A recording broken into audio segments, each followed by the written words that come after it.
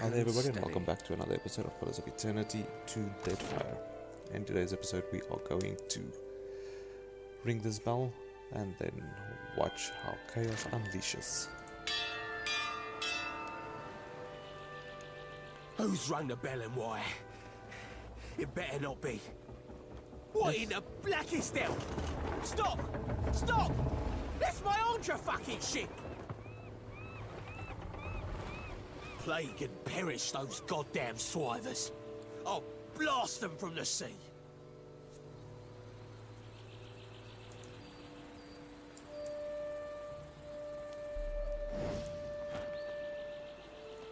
Arthur gave the captain pounds to catch his breath as he watches his ship sail away, his brows descend like a dog's. Do I know you? Scowling, he rubbed his back of his back. Well, you wouldn't be the first I've pissed off and forgotten. A good knock up the side of your head ought to jog your memory. For that to work, you'd have to be able to hit me. And I'm not likely to allow that. Ah, right. You're that sloop captain what got caught in the storms. I take it you did a number on my crew. Figures. I should have stayed to kill you myself. Looks like I'll have to remedy that now. What you hope to accomplish coming around here? I was coming to save you, Benny boy. Sweat trickles down the side of his face. He winces as he wipes it away. You can fight me if you like, but you won't be leaving this fort alive.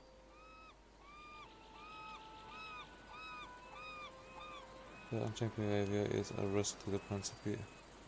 Continued with authority. You sound like Ferrante's parrot. So there was a way to settle this without Then budging. I'd be listening. Careful what you say next, or I'm likely to make you eat your entrails.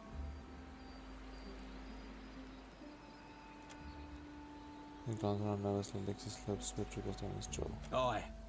I've riches aplenty to buy your clemency with. What'll it be then? Any pirates that sail through here will know of your strength and cunning. Glad we could come to an almost agreeable arrangement. This can always keep him up. Fire and thunder! We'll be fighting to...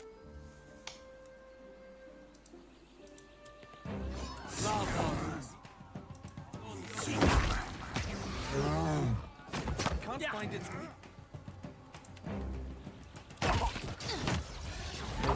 Save you. Achievement unlocked. What's our plan?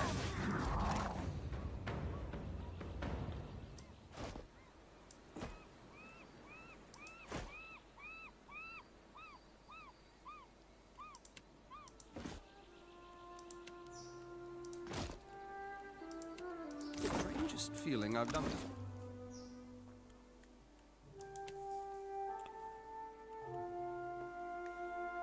Okay, armor rating 7.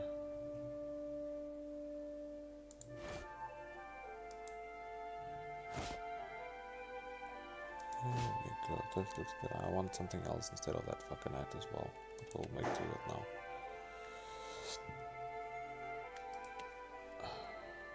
Oh no.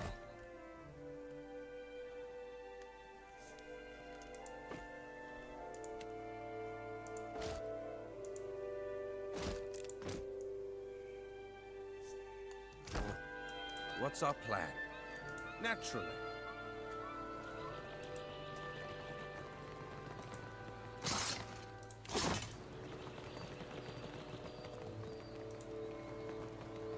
Dun, dun, dun.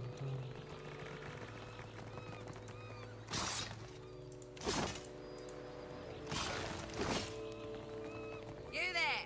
You ain't allowed in this area.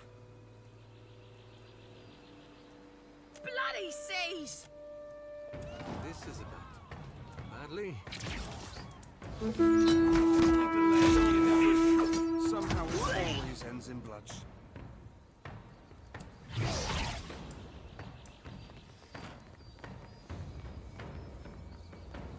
Oh. Does that mean they're on to us? I can just go back I am definitely going to loot his room. I'm definitely looting his room.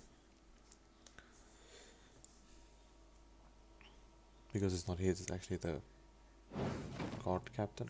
What?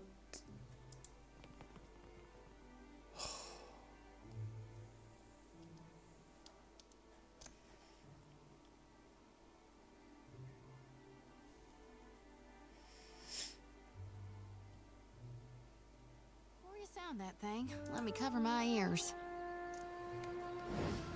Nice and quiet. Who's rung the bell and why? It better not be. What in the blackest hell? Stop! Stop! That's my Andra fucking ship! Plague and perish those goddamn swivers. I'll blast them from the sea.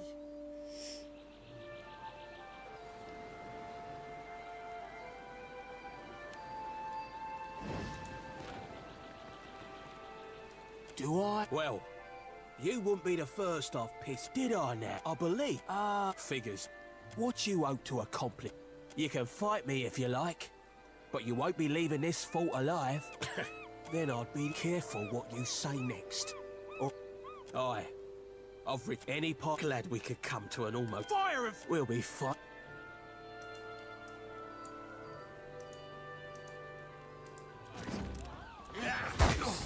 That's it!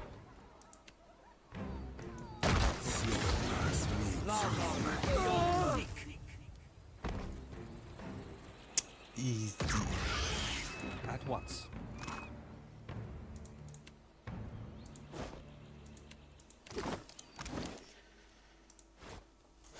Easy claps. Now this I can... At your service. Child's play.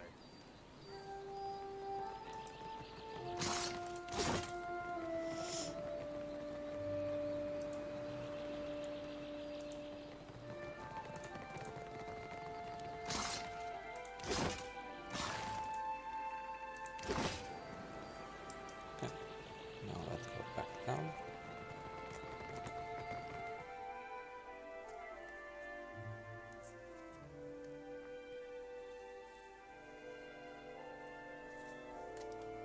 I'll see what I can find.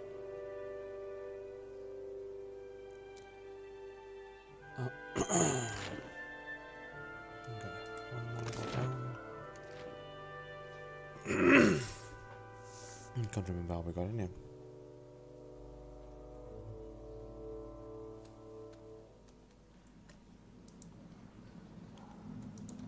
Back to the kitchen.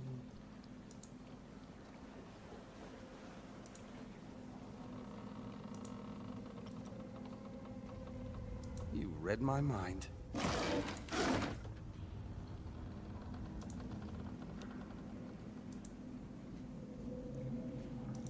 the dungeons.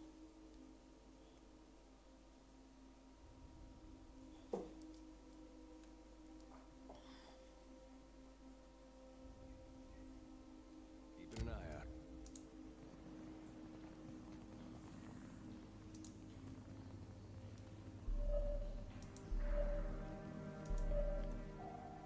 To court.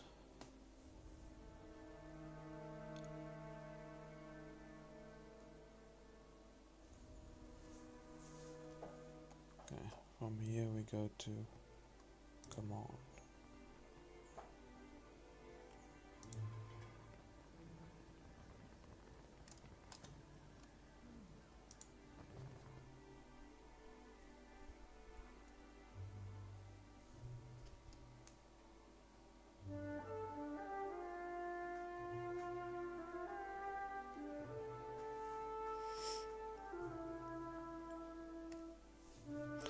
And from command we loot his room after probably fighting Right now. every person in here.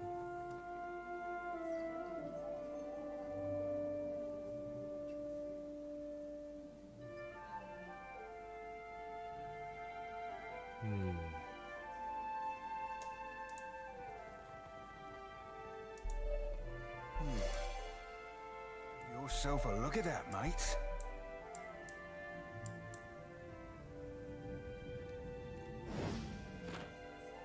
Let me fetch my tools. I've had practice. At your service. You ask so little. A clever gambit.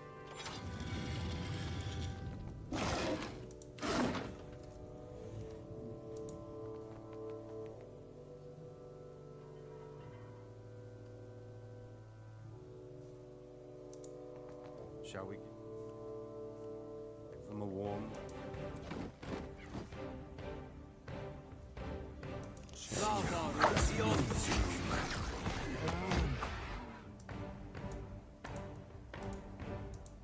That's it!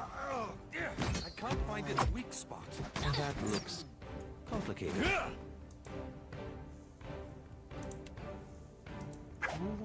Mind your manner.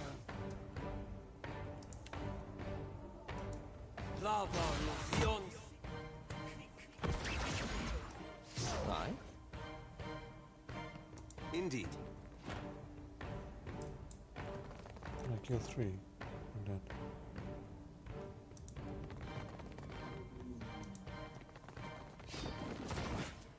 Somehow it's always. That's it! Is it Jody? Moe, Ixie, on us!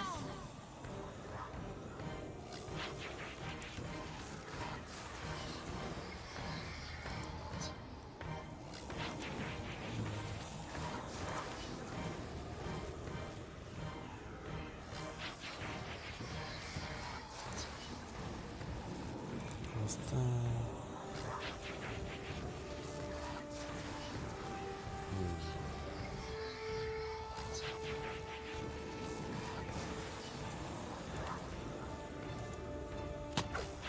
Running won't save you. Rebirth. It's me. Throwing a man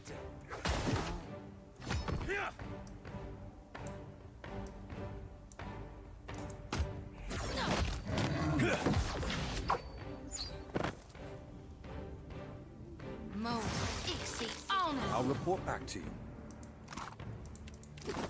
At once. I'm liking this. This was easier than I thought, Aye, aye.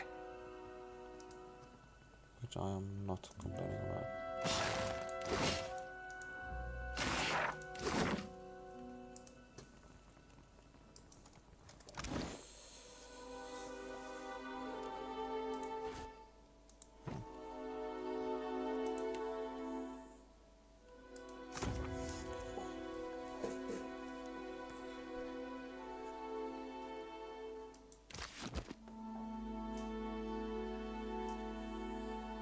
Okay.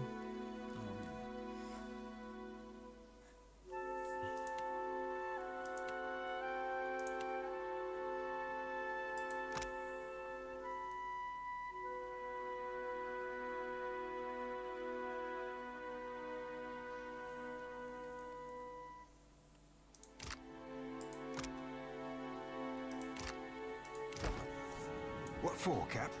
Done and done. Let me fetch my tools. About as easy as I expected.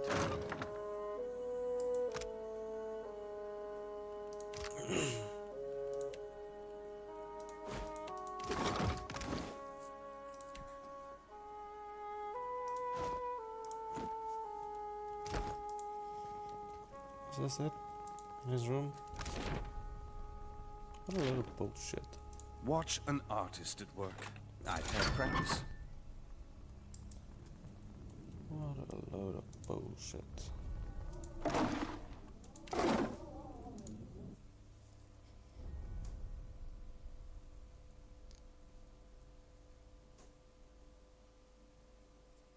Wait.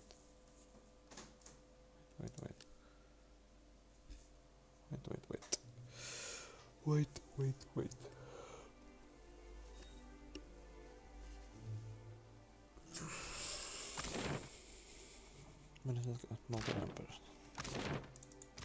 See what's going on there.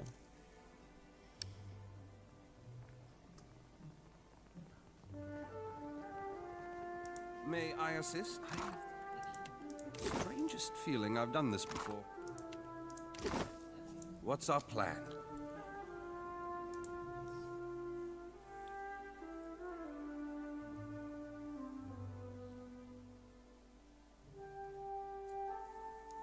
I wonder if this guy's like Redrick, gonna come back, try and kill me, because he's dead ass.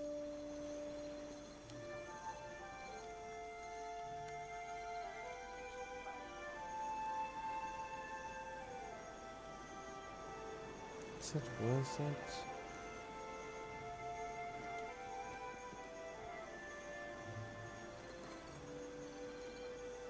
Maybe it is. You ask so I little. mean, the guy's dead now.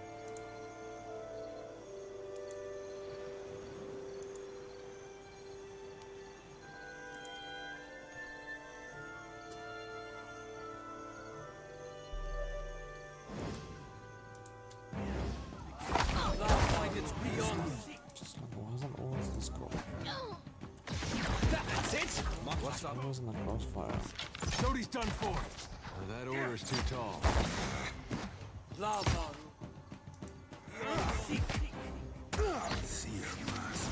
Lava beyond sick.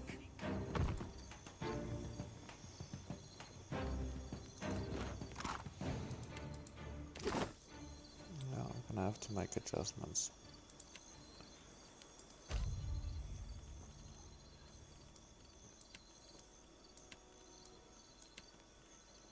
What is this? Because this is not working. She's always getting Naturally. beat to shit. At your service.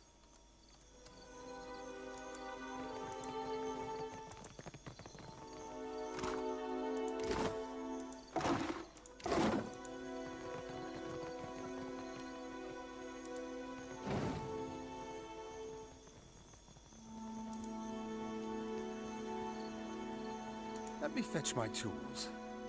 That wasn't so hard.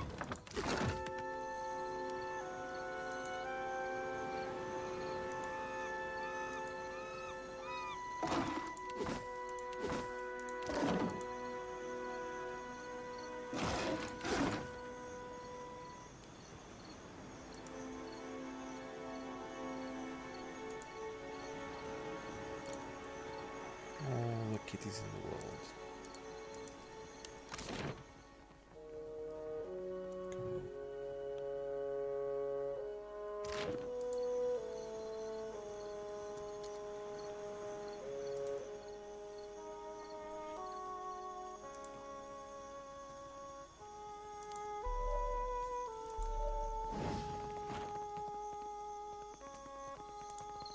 You got a spot of blood on you. Actually, never mind. How can I do you, Captain? Right away.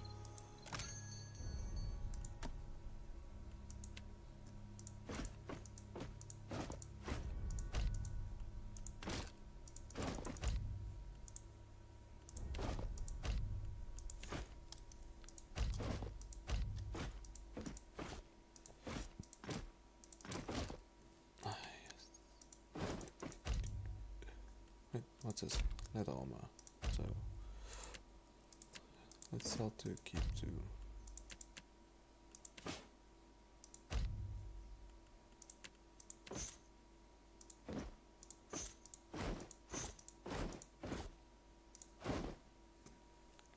Okay.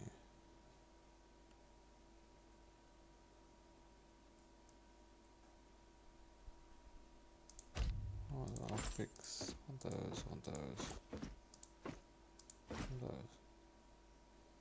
Yes, that's what I want. Thank you. Not cost low.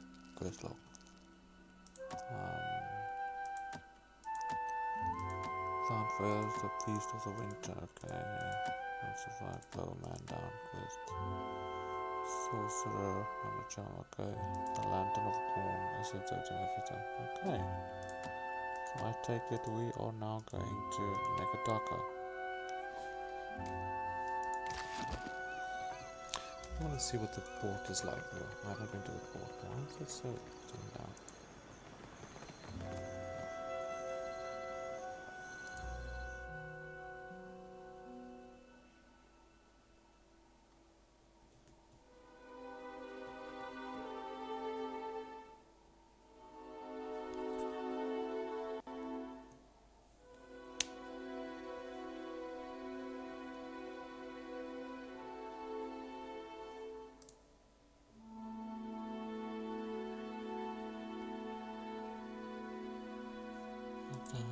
This happened when I first loaded as well. Oh.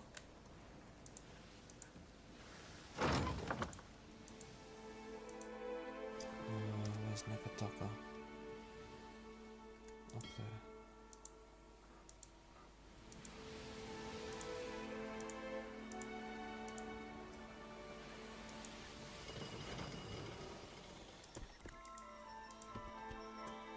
Search location.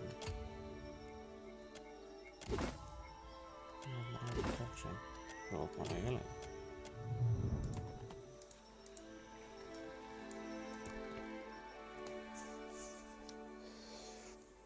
As you travel northwards, you discover a broad channel separating you from the flat expanse of a sunny islet.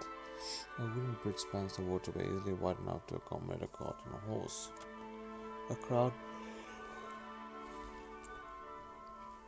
crowd along the bridge, an eclectic menagerie of clean-coated aliens, more in bright and colorful robes, and even the odd Orlan. Down the hill by the water edge, a small cluster of armor have gathered. Walk onto the bridge. There's armor near the water. The bridge seems relatively new, little worn for something on the coast. The flat slats are utterly without ostentation. The structure crafted solely for functionality. The quiet murmur of conversation rises as you approach, entirely overwhelming the sorceress of the sea. An all-in his deep brown fur, a close match to the boards beneath your feet, approaches you and offers a wide-brimmed hat as he bows. Greetings, stranger. Come here to the race. These people came out here to watch a race. Orlan's gains ain't. From around here, are you? His red Syrian accent suggests that he isn't either. It's a local tradition, a swim race up the Orsa Channel after a big storm. When the current's at its strongest, when it gets he scratches the back of his head. Some kind of gorgo, a gewgaw or some as such. Bragan writes too. He smiles, rubbing his fingers together as if no indication going. But for us foreigners, we non-swimming types, there's a bit of action in the bedding. But it's the race. You join the Orlan on the rail and watch the Amwa on the shore of this road. They crouch on stones along the water, and whilst the swimmer lifts her hands above the head, when she drops it, they flash into the water like cannonballs. One of the Wana, the struggles to remain in the pack now. He struggles to just stay above water. He's desperate to go playing down the channel. Time and help him to shore. The onlookers gasp as you leap from the bridge and into the cold brine white. You kick out, swimming hard against the current. You wrap your arm around the struggling swimmer, and he has a wherewithal not to struggle against you as you swim towards the land. You pull yourself onto the rocky shore and help him up behind you. The lean man outpaces the others, reaching the goal first. The crowd cheers as he strides out of the water, and he bows to them from the hip. The young swimmer squeezes your arm. Many thanks, Kira. The crowd on the bridge thins and the commotion dies down. Your journey continues.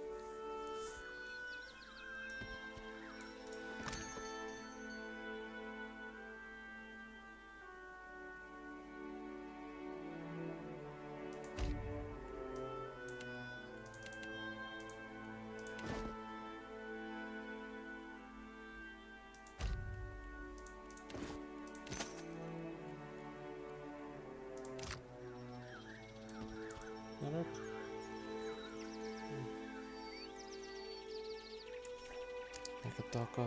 Yes. Oh, okay.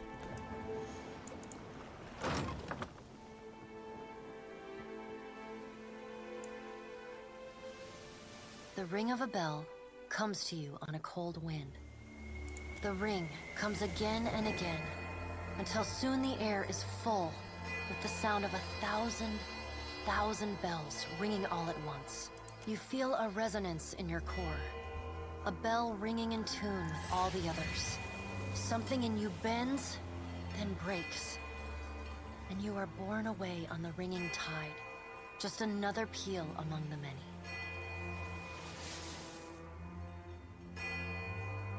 The tide of bells recedes.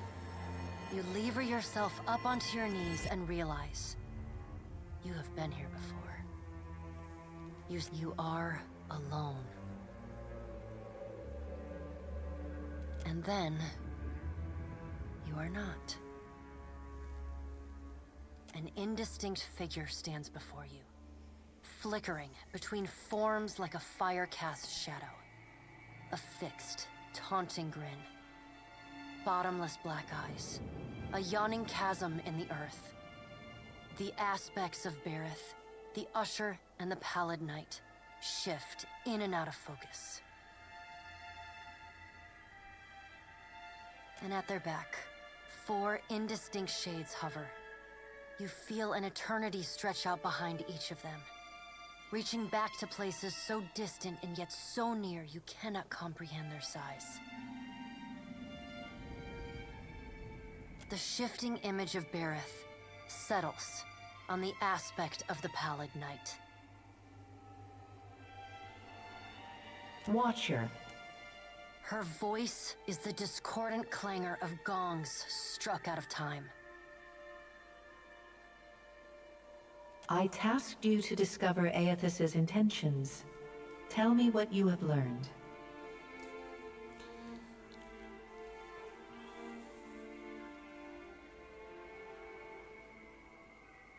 I can't follow Aethys around if you're going to keep dragging my soul into the beyond whenever the whim takes you. I will send your soul back to the wheel should the whim take me. Her wan face contorts into what, on mortal kith, might be called a smile. On her, the effect is more akin to a rotting pumpkin caving in upon itself. Do not give me cause to doubt your commitment, Watcher. His training souls from planes of The luminous. Pallid Knight knits her brows. He does not seek to return to the beyond? Intriguing. Her sickly pale skin pulls tight across the bones of her face, as if the shell of this aspect does not quite fit the impossible creature it contains. The figure nearest Berith dissolves and reforms in the image of a thin-lipped, ancient crone, whose face has felt the melting kiss of fire. The goddess Wodica strides forward. Does Aethys frighten you, Berith? He should. Magran subdued Aethys' influence once before, and yet he returned.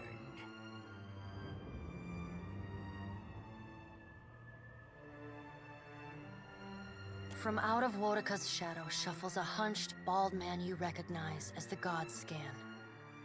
His skin is mapped with swollen lash scars, and breath whistles through the ragged hole in his face where his nose once was. He does not speak, but stares up at Wodica, with naked loathing plain on his ruined face.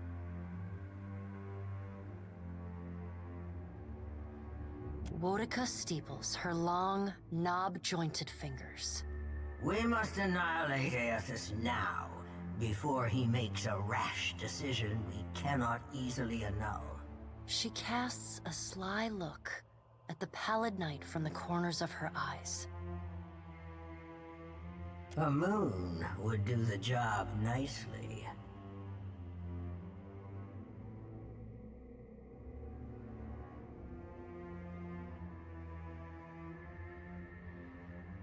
Wodica throws her head back and laughs.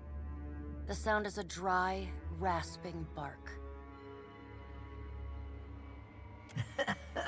Andra could do with a new act. Her current one has grown rather stale. They see to their own affairs. You will speak to them in time, should you have the need. The figure beside the aspect of Berith flows forward in a swirling cloud of ash. The ash falls to the tiles and reveals a molten-skinned woman, leaning on a monstrous, wicked-edged broadsword. Magran's glowing lips curl in disdain. We must find a solution to the problem of Aethys that is neither do nothing, nor destroy the world.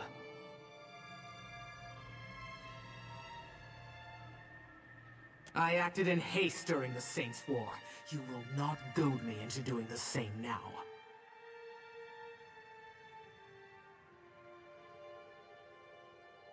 To move against him while his plans are unknown would be the height of foolishness. We must find wisdom in precaution.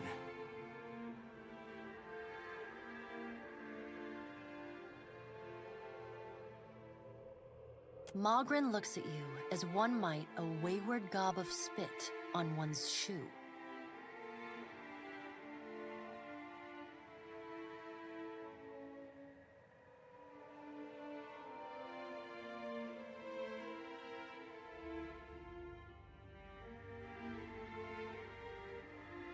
It is no business of yours what the gods decide. Another of the silent figures steps forward, and the warm, golden light of a summer's afternoon spills across your face. Let's all take a deep, calming breath. Perhaps cooler heads will prevail. Behind Helia's words, you hear the soft coo of doves. Aethys has been separated from us for too long. Isn't it possible he intends only to gather enough souls to reclaim his realm in the beyond? He should be welcomed. You look up then into avian eyes. Through them, you see clouds of starlings converge and divide. Helia puts a feathered hand to her chest. He wouldn't. Betrayal is not in his nature. Scan shuffles forward. Yes, yes. We should welcome Aethys's return to the fold.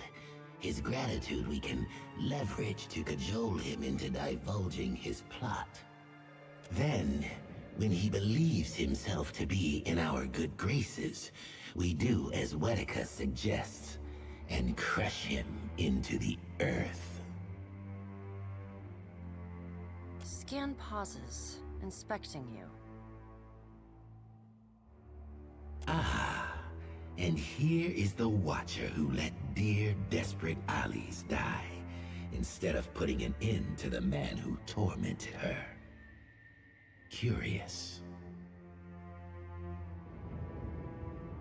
Scan licks the ragged edge of his lipless mouth and grins, then turns to Helia. I did not expect such a deliciously ruthless idea from you, Helia. I am impressed. Helia's feathered crest stands on end. You wretched little creature.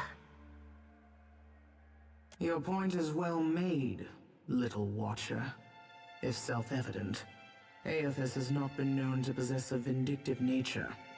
Indeed, he has occasionally been magnanimous to a fault. However, if we push him to the brink of reason, there is no telling what he may do. He is, as ever, unpredictable. Something akin to fondness creeps into her voice. The pallid knight gestures for silence.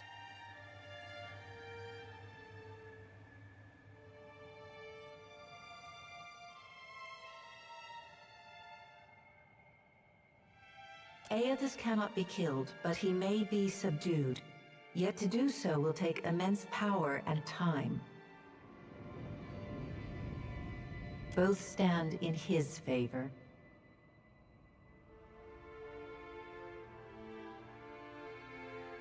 Magrin grits her black glass teeth. That is why we must ascertain his plans before he has the chance to put them into motion. She begins to pace. Her steps leave little trails of fire in her wake. Magrin stops and balls her hands into flaming fists. Even if we manage to destroy his current form, there is the possibility he could return, if he has not already absorbed all of his children. The pallid knight casts a cold, cutting glare in Magrin's direction.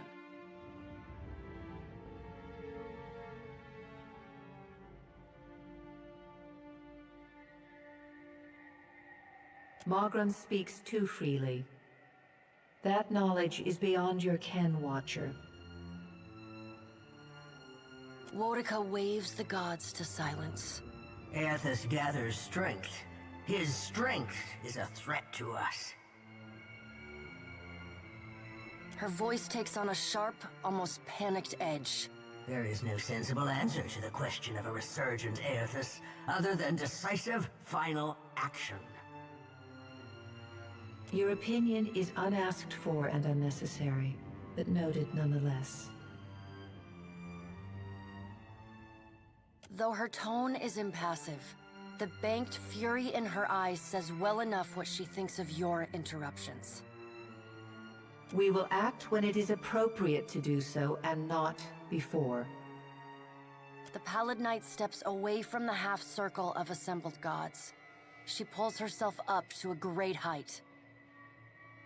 The words she speaks next come not from her mouth, but from all around you. Follow him, Watcher. The black of the Pallid Knight's irises expand until her eyes are as dark and cold as the void between stars. She bends down and brings her ghostly face level with your own. Your debt to me remains unpaid. She stares at you, unblinking. Like a needle drawn to a magnet, you are pulled toward her one compulsory step at a time. Helpless to resist, you tumble into her impossible eyes.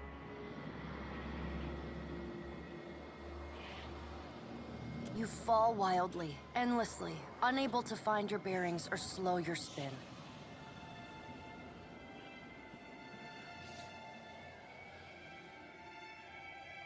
And in the distance, above, no, behind you, comes an insistent ringing.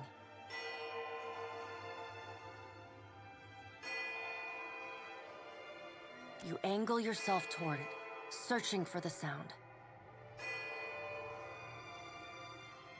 A small silver bell appears just inches from your fingertips. You reach for it, straining to still its interminable ringing.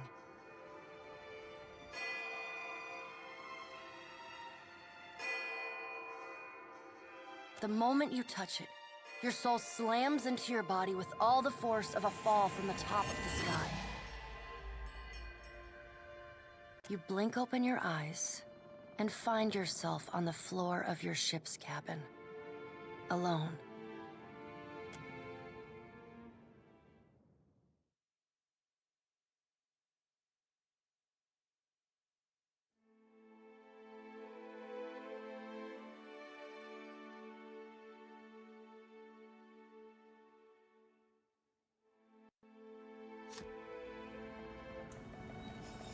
Fucking gods in this game. Layla. I'm working. I can't gun, but your gunners can't shoot for shit. How may I be of service, my lord? Who are you? I was the steward of your keep at Cad Nua, my lord. Long before your time, I had my soul bound to a throne of Ardraban. And for nearly 200 years, I felt Cad Nua and the comings and goings within it like an extension of myself. It is a strange connection to lose. Still, it would be unseemly for me to complain of loss to you, my lord. How did I get a ship in the first place? With Cad Nua in ruins, there was little purpose in waxing sentimental over the rubble. I was able to salvage enough of your treasure and wealth to afford the purchase of the Defiant and the hire of a small crew. Unfortunately, that consumed the remainder of your once considerable assets. Under the circumstances, I hoped you would not object. What should I do next? I suggest we proceed to Neketaka, my lord. It is the largest city in Deadfire, and we shall be better able to get our bearings there. Farewell.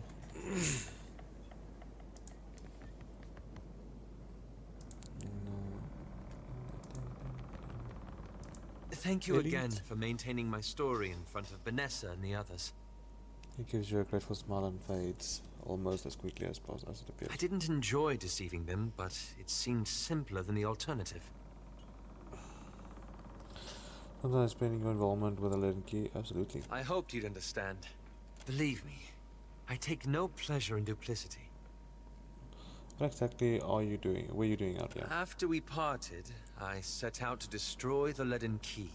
It's controlled us for too long. I wanted to free Kith from it. So for 5 years I've been tracking down leaden key circles, searching for the places where they operate in secret, trying to undo them. And how's that been going? The task has been more difficult than I anticipated. Also. I don't think I fully understood the weight of the decisions I would have to make, or the burden of living with them. It was much easier when I only had to follow someone else's lead. My father's, Theos's, yours. Are you sure? I led you straight into the prison of the gods. What matters is that you got us out again. He lays his fingers together, a familiar look of anxiety working its way over his face. After we defeated Theos, I thought the hard part of undoing his work would be tracking down the leaden key's members and operations. But? Perhaps this would be easier with an example. I went to a village in Old Valia, a run-down backwater river place. Centuries ago, the leaden key had intervened to end some heretical cult. The details were lost, but what had endured was a practice of ritual bloodletting. A gruesome, pointless tradition. At every full moon, the villagers would feed the soil with their blood. No one, young or old, sick or hale, was exempt. What did you do? The village priest administered the practice. Grim old fellow. Reminded me of Theos. He was a tyrant. I was certain that if the villagers were free of his influence, they'd be free from the bloodletting too. So I arranged for him to have an accident. And then? The old man died, and the villagers were terrified. They were convinced his death was an ill omen. They blamed it, and every other mishap that befell them, on their lack of faith. So they began bloodletting every week, turning on their neighbors for giving too little. His lips twist, as if the other with themselves were Instead of a handful dying each year, a few perished every week. He's worked the edge of his sash into a tight knot. He clenches between his pale, rigid fingers. And now you feel responsible. I had to do something, didn't I? He turns out wide at the anguished eyes. He pulls again, twisting the sash in his neck. I keep wondering what I might have done differently, or how I could have known better. Learning from mistakes like this is a good start. I suppose so. I should get some rest. It's been a long day, and you've given me a lot to think about. Yeah, wait, you haven't told me what the elements have to do with anything. Lad. I'm looking for an old leaden key sect. I've found several references, but I want to be sure. Please, let me go over my notes again.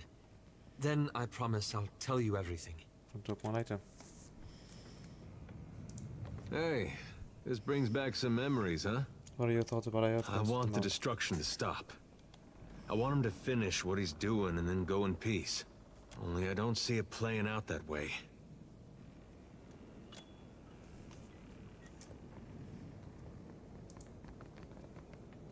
Ship life sure is an adventure, ain't it? Just think of all the places we can sail to, all the sights we could see. Tell me what's on your mind. How are you feeling? Have you suffered recent nightmares? They're there in my head when I sleep. And sometimes I can taste them on the back of my tongue like a smear of grit. Happens when I take in a particularly volatile soul. Don't worry, we'll figure something out. Will we? Ought we? I just don't know. I trust you, Watcher. I swear I do. I worry sometimes about what's gonna happen to me. But, well, it's not like I can turn my back on my duty to my god, even if it kills me. We talking during the Saints' War, or after?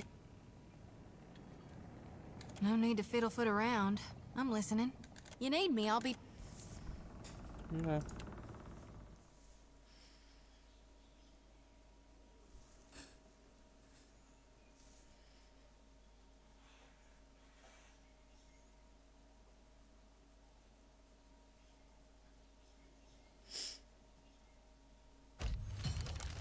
See the importance of from Dear Watcher, I find myself in need of someone with your particular brand of talent. As your last present transaction went so grandly, I appreciate the opportunity to hire you again. If you are interested, please convene with me in Dunwich to our fortunate proceedings, Captain.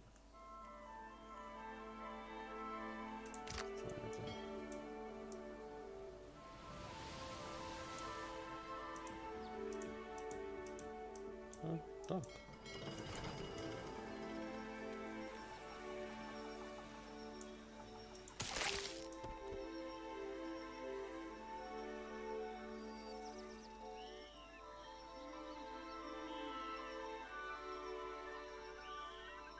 Zor tuk tuk.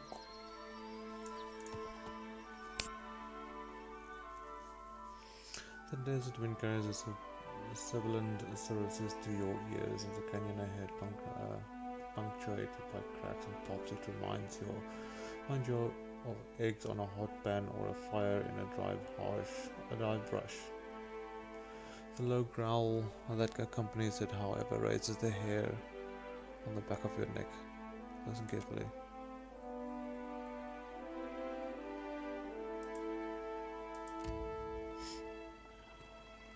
The sound resolves into a rhythmic chittering, slowly and suddenly rising and falling. It sounds like a chorus of voices, inhumane voices.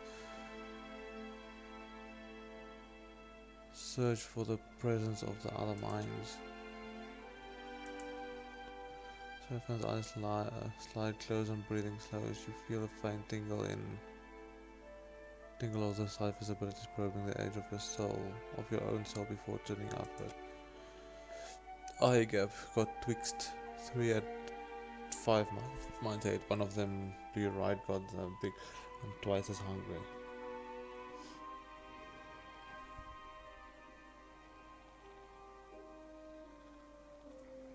Can I say? Yeah. You carefully entered the game, keeping to the shade caused by the telling stones. Ahead of you, a group of Zorobs chant, hoping back and forth. The skinny legs shaking their spears. Nestled between them rises a black, leathery form of a drake. The creature's wings rise above the tails of the corpse of a boar as it feeds. Continue watching. With a mighty tilt of the muscular neck, the drake tears the boar in half. It rises up its legs, lifting its head and swallowing the back half of the boar whole. The lump of the animal visibly travels down the reptile throat.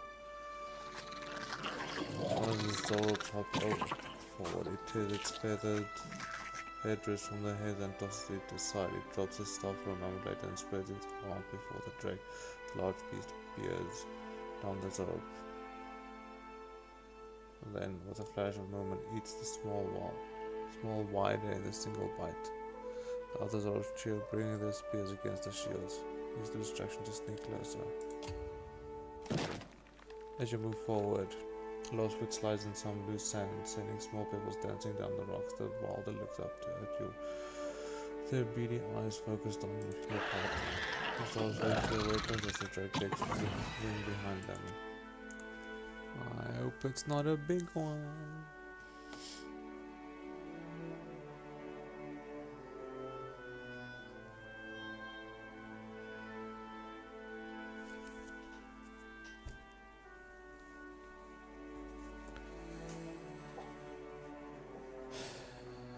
I hope it's not that big one. Oh, it's not that big.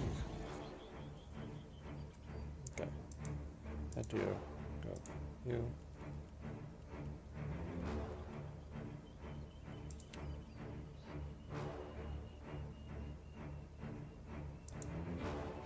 That you instantly cast that.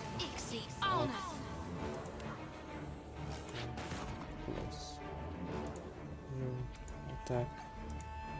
You attack. Cast web. Running won't save you.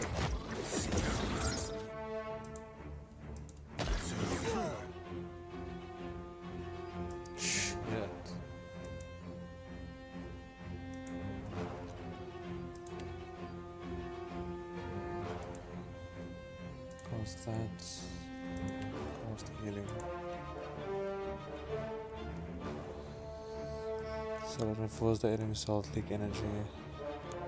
Mentally links an ally to those around them, forcing the attackers to experience a portion of all damage suffered. He's being attacked now. I think it's him.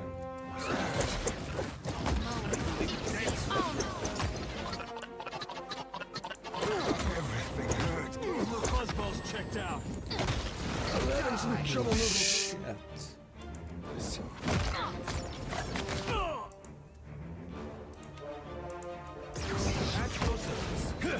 Can't make a dent.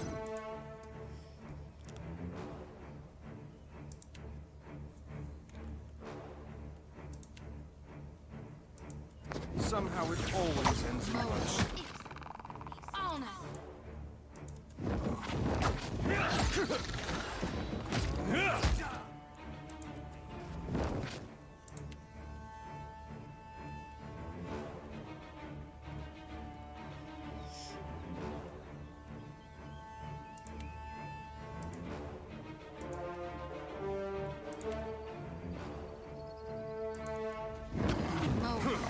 This thing isn't doing.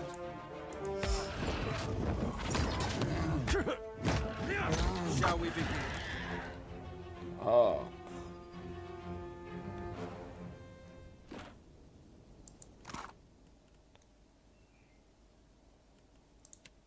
Child's play.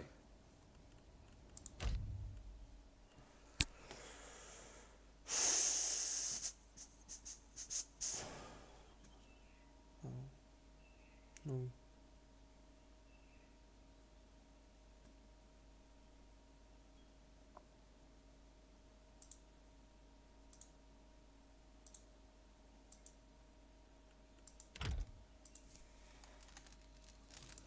What's our plan? I'm not especially keen on taking orders from disembodied voices, you know.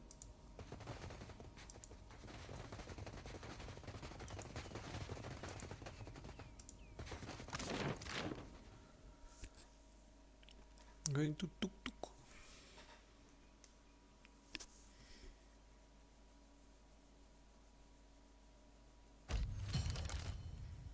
Yes, the important matter from elders. So you had a little run-in with Ben and then you dragged it to my doorstep. You could have wiped your feet before you stomped in, but I digress.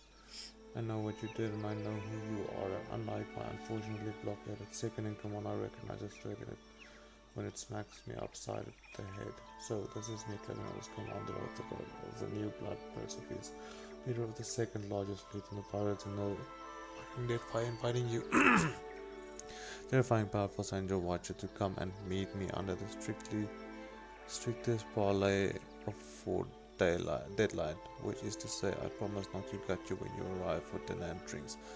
Looking forward to having a little side chat. I would like to offer you a partnership of the most glorious and glorious variety. I scratch your back, you got my enemies from hip to jaw. We laugh at the end of the test, a bottle of wine, fun as rum. Oh, and when you come, bring some candied nuts. Your newest and dearest friend.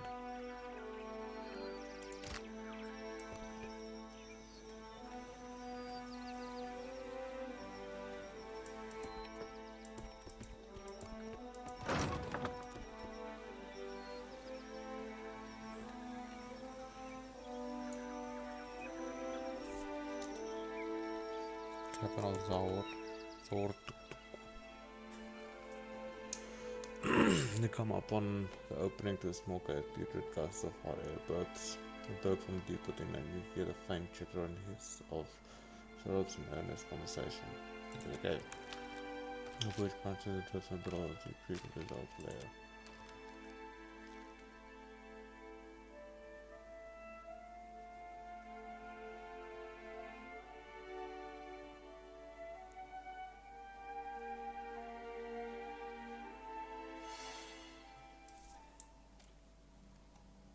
Nice and quiet.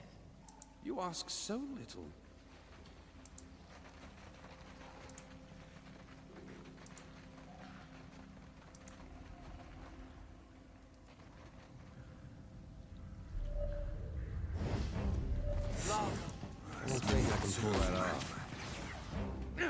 That's not very helpful.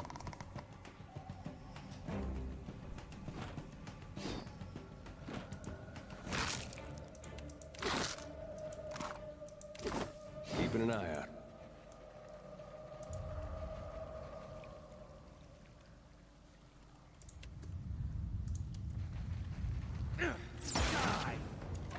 At your service. That would be enough. Somehow it's all beyond me.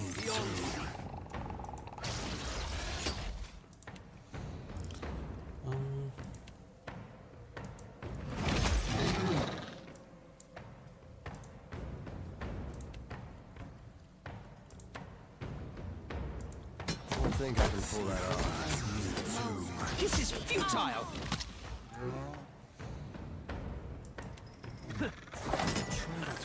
My clothes.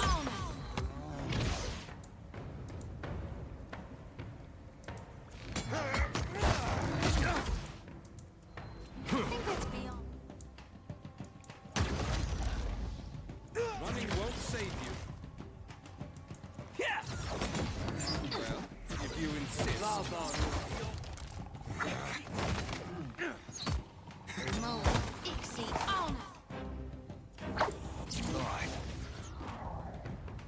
I actually nerfed that healing a lot. It's not traveling with Strangest the feeling priest I've anymore. before.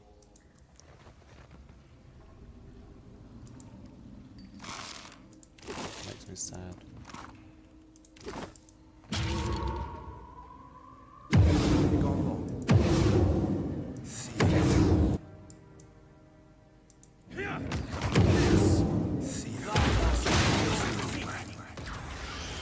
It's a good thing because I was actually planning on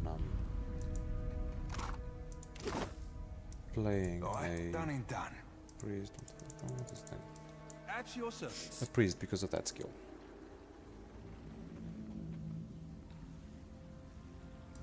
What's our plan?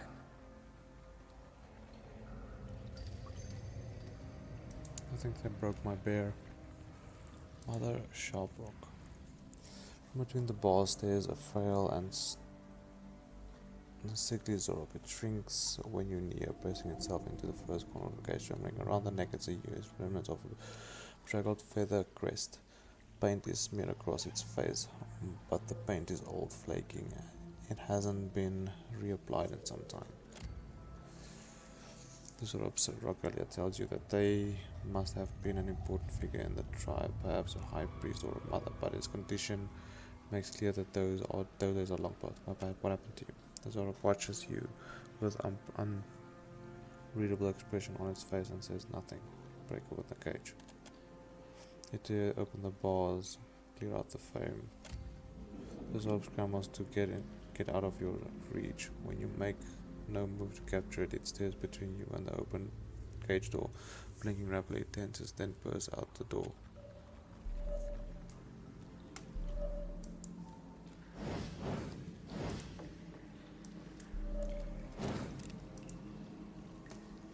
The Zorop watches you intently. Who locked you up? The Zorop scatters behind you and grabs all of your leg. It points across the cave and corpse of large, well-adorned Zorop, one of the champions at skull. Why are you following it? The Zorop tilts its head slowly out and blinks. It narrows its eyes like it can't quite figure out what you mean. It glances back at the cage you freed from it. It stares you expectantly. Do you always follow your leader around? The Zorop clings tightly to your leg and refuses to let go. You want to come with me? It stares up at you unblinkingly and finally releasing your leg. When you make no move to chase it away, it hops up and down excitedly. I shall be discreet.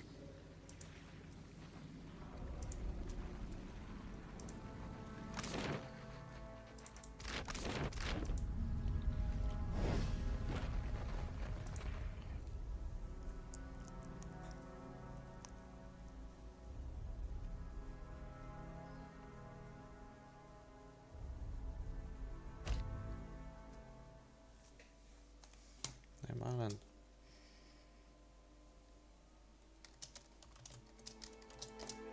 Tuk Tuk Island.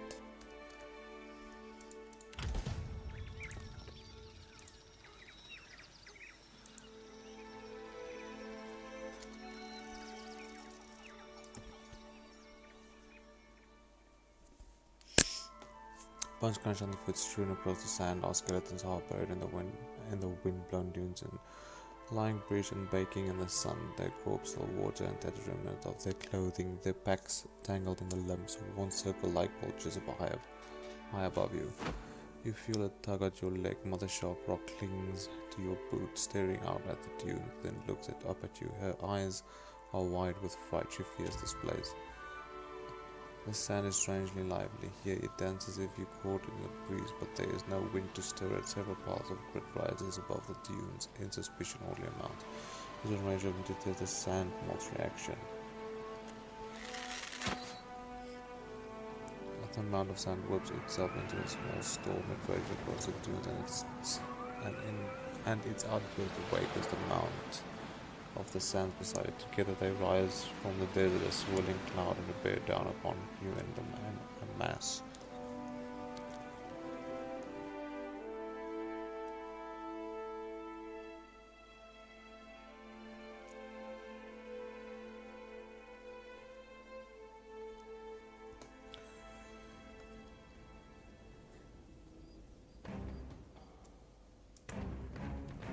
I want to check something.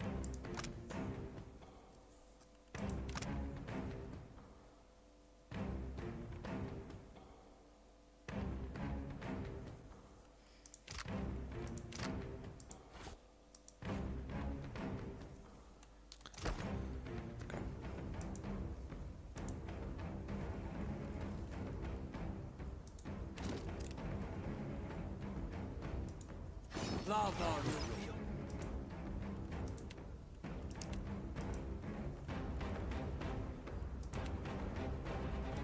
You're only delaying the inevitable. Tomb. Shall we begin? Lava. Beyond sea.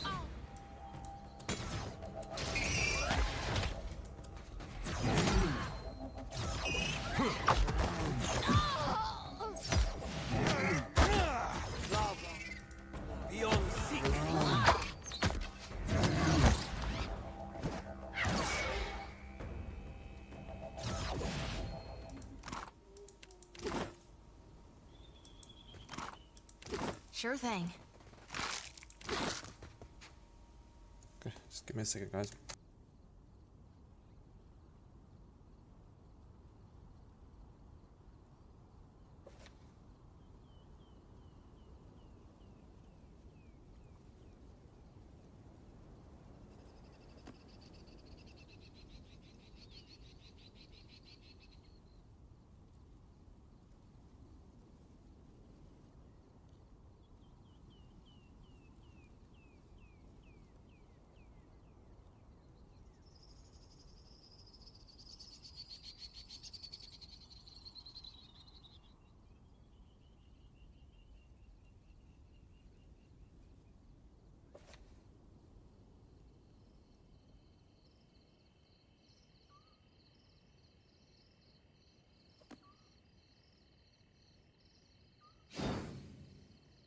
Happy? All right. How curious.